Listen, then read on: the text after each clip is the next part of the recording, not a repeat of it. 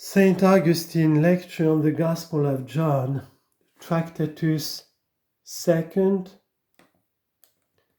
John chapter 1, verse 6 to 14. And how are they born? Because they become sons of God and brethren of Christ. They are certainly born.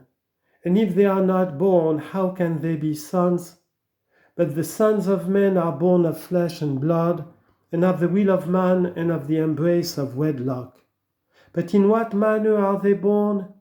Who not of bloods, as if of male and female? Bloods is not Latin, but because it is plural in Greek, the interpreter preferred to so to express it, and to speak bad Latin, according to the grammarian, that he might make the matter plain to the understanding of the weak among his hearers. For if he had said blood in the singular number, he would not have explained what he desired. For men are born of the bloods of male and female. Let us say so then, and not fear the ferule of grammarians, so long as we reach the solid and certain truth. He who understands it and blames it is thankless for his having understood. Not of bloods, nor of the will of the flesh, nor of the will of man. The apostle puts flesh for woman, because when she was made of his rib, Adam said, "This is now bone of my bone and flesh of my flesh." Genesis chapter 2, verse 23.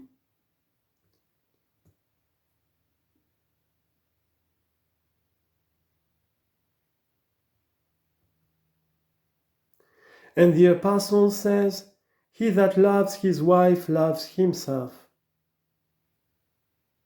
For no one ever hated his own flesh." Ephesians chapter 5, verse 28 and 29.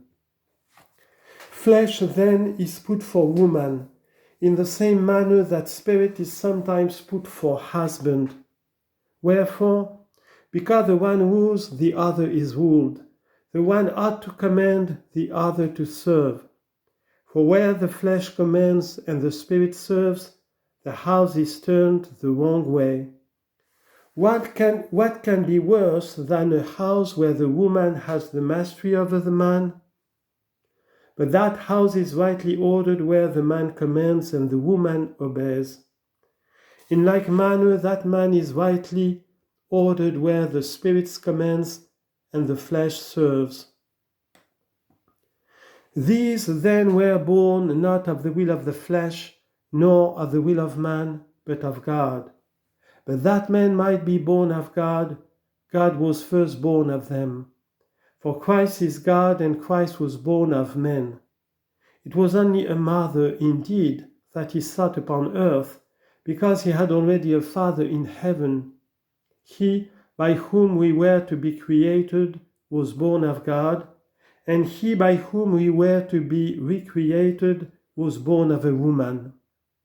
Marvel not, then, O man, that you are made a son by grace, that you are born of God according to his word. The Word himself first chose to be born of man, that you might be born of God unto salvation, and say to yourself, "Not without reason did God wish to be born of man, but because he counted me of some importance, that he might make me immortal, and for me be born as a mortal man." When therefore he has said, "born of God," lest we should, as it were, be filled with amazement and trembling at such grace, at grace so great as to exceed belief that men are born of God, as if assuring thee, he says, "And the Word was made flesh and dwelt amongst us." Why then do you marvel that men are born of God? Consider God himself born of men, and the Word was made flesh and dwelt amongst us. But because the Word was made flesh and dwelt amongst us, by his very nativity he made an eye salve to cleanse the eyes of our heart and to enable us to see his majesty by means of his humility. Therefore, the Word was made flesh and dwelt amongst us. He healed our eyes, and what follows? And we beheld his glory.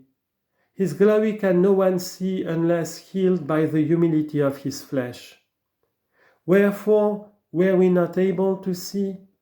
Consider then, dearly beloved, and see what I say. There had dashed into man's eye, as it were, dust, earth. It had wounded the eye, and it could not see the light. That wounded eye is anointed. By earth it was wounded, and earth is applied to it for healing. For all eye salves and medicines are derived from the earth alone. By dust you were blinded, and by dust you are healed. Flesh then had wounded you, flesh heals you. The soul had become carnal by consenting to the affection of the flesh. Thus had the eye of the heart been blinded. The Word was made flesh, that physician made for you an eye salve. And as he thus came by the flesh to extinguish the vices of the flesh, and by death to slay death, therefore did this take place in you, that as the Word became flesh, you may be able to say, and we beheld his glory. What sort of glory? Such as he became a son of man, as son of man? That was his humility, not his glory. But to what is the sight of man but when cured by means of flesh?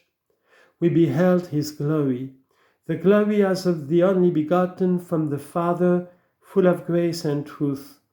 Of grace and truth we shall speak more fully in another place in this Gospel, if the Lord vouchsafe us opportunity. Let these things suffice for the present, and be ye edified in Christ.